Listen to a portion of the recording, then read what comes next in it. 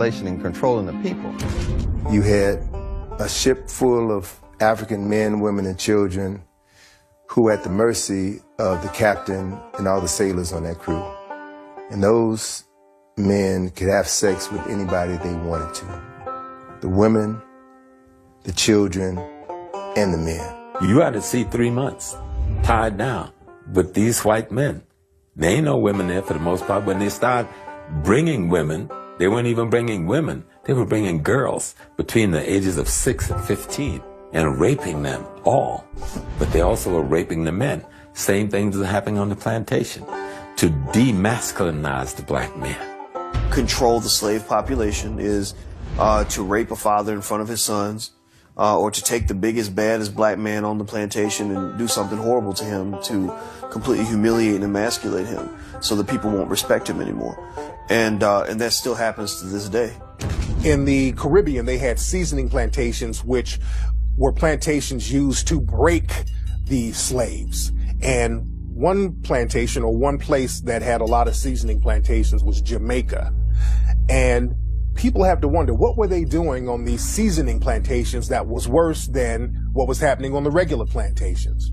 Well, one thing that they were doing on these plantations, especially in Jamaica, they were doing a process called buck breaking, where the white supremacist slave owner or the white supremacist overseer would literally rape black men in front of the whole black population in order to break his spirit, in order to break him down as a man, in order to show dominance against him, in order to show the rest of the black population that this is not your leader. I just made your leader submit to me sexually.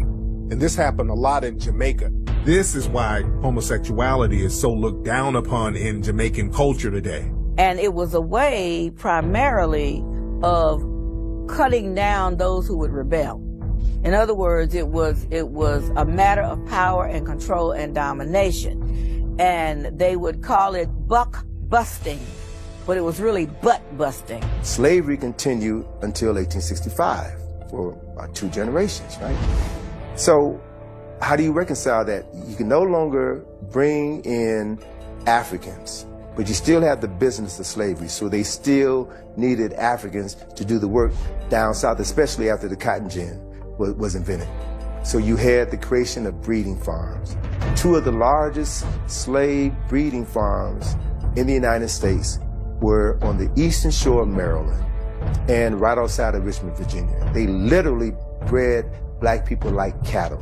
They would have a strong black man have sex with a healthy black woman. That woman could be his mother, his sister, his aunt, his cousin. It didn't matter, because the end product was produce a child that I can sell, bodies that I can sell and ship down to Mississippi, Alabama, Georgia, South Carolina, North Carolina. It was a business.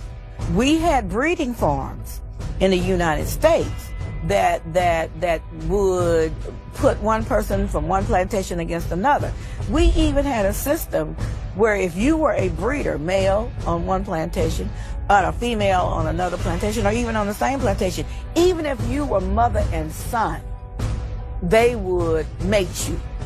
And so I tell a lot of my patients and a lot of my friends, you got to stop using the MF word, because that was a description of what actually happened when the paper bag would go over the head to put one breeder against another when they were related.